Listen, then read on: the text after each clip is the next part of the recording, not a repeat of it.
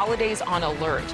With many of the smash and grab robberies taking place all over the country, shoplifters are now selling stolen merchandise over the internet. So buyers beware. If an online deal looks too good to be true, it probably is. Our Alex Capriello is here to point out all of the red flags that you should be aware of while surfing the internet. Well, good morning to you, Adrian. During the course of the pandemic, online shopping really boomed, with a lot of people willing to look on Facebook Marketplace, Amazon, and eBay rather than step inside of a store. But the big question is, how can you be sure that those high-end items being advertised as new have been legally obtained? If not, you could be contributing to a rapidly rising problem. With a simple click, you can buy just about whatever you want online. Headphones, watches, and designer purses, all easily found on your most trusted sites. But would you still want that Louis Vuitton bag if it was one of these that flew off the shelf? Or that Rolex if it was snagged like this? From coast to coast, smash and grab robberies shake down businesses for their top products. The National Retail Federation calls it organized retail crime, and each year it costs businesses around $700,000 for every $1 billion in sales. See, this is a good example. So where do the goods go? So use websites similar to this to offload the stolen product. Retired police chief Mark Coopwood translated his experience from nearly 3 decades of law enforcement into a career tracking down and exposing cyber criminals. He says petty thieves can push their stolen products easily behind a computer screen. Social media sites work to protect user privacy, and he says that makes it hard for police departments to track down offenders. The information is very protected, and even with a court order, we're not able to get some of the information that we need to be able to find who posted the product on the website. We sat down together and scanned several sites. Right, you can do your homework on the seller. Several red flags stood out immediately. I think you're going to see more identity verification systems. Things that everyday buyers should be aware of. When it's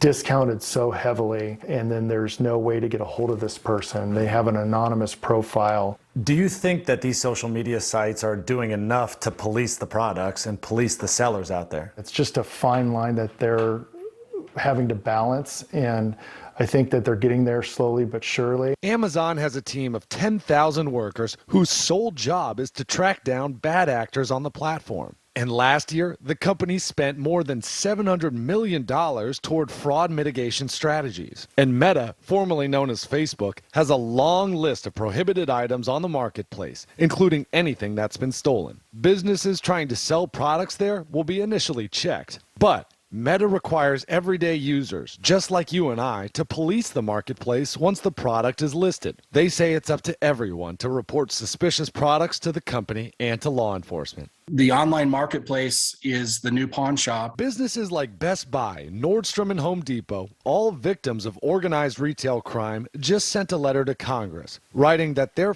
forced to compete against unscrupulous sellers and that these criminals are exposing consumers to unsafe and dangerous counterfeit products. They want to see the Inform Act passed. That's federal legislation, which would make online marketplace sellers verify their identities and create more safeguards to prevent bargain hunters from unknowingly buying stolen goods. It would essentially create more transparency online. It would make it harder for someone to hide behind a screen name and sell product. The bill has bipartisan support, but hasn't received a vote yet in Washington. So for now, buyer beware. If the deal looks too good to be true, it probably is.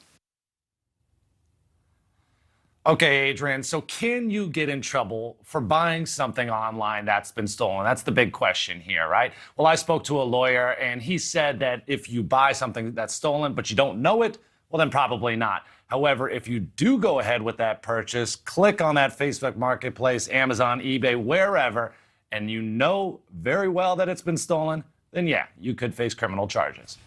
All right, Alex, thank you so much. Still ahead in our special series, Nancy Liu is talking to retailers who are fighting back.